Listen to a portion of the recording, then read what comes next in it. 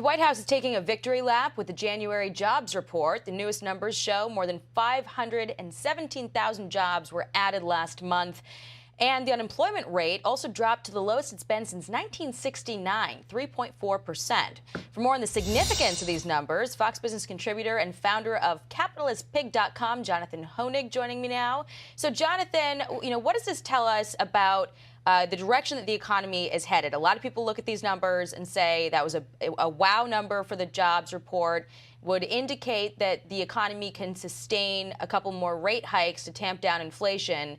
What do you read from all this? Well, it was wow, Jackie, no question. This jobs report was really a shocker. The amount of jobs created had actually been declining for a number of months. So to get this number, which, as you pointed out, showing the lowest unemployment rate since 1969, surprised a lot of economists. They're still split. You've got Moody's this year anticipating more job growth, but many economists expecting more job losses throughout the rest of 2023. So the street is still split. One thing is almost assured, as you pointed out, is you'll continue to see Federal Reserve raise interest rates. That's likely to slow the economy. You're also likely to see more continued job cuts, specifically within tech. There was some hiring in hospitality. That's all positive. But within technology companies, you've seen Amazon, Facebook, Microsoft all cut between 5 and 13% of their workforces in just the last couple of months. So that trend is likely to continue. Does this tell you that maybe the Fed can achieve a soft landing and we can bring down inflation without pitching the U.S. economy into a recession?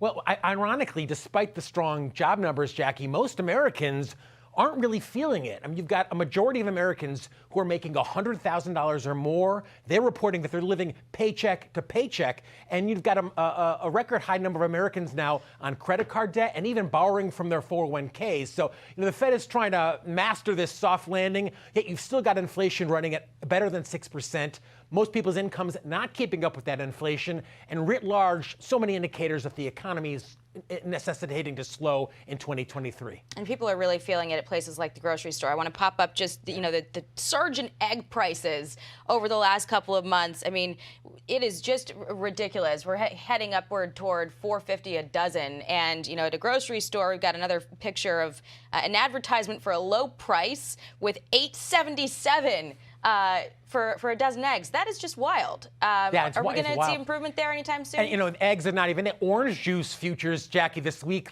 hit a new all-time high. Some people are reporting paying $6 a gallon for orange juice. I think that's what's so frustrating about inflation. There's some other factors as well, supply chains with some of these commodities. But inflation, Jackie, for months we've been talking about how it's a silent tax. It's a tax you really don't realize. So many Americans now feeling that pain week after week of higher prices at the grocery store every time they go. Well, we are running out of time. Jonathan, thank you so much for being with us. Appreciate it. Subscribe to the Fox News YouTube channel to catch our nightly opens, stories that are changing the world and changing your life. From Tucker Carlson tonight.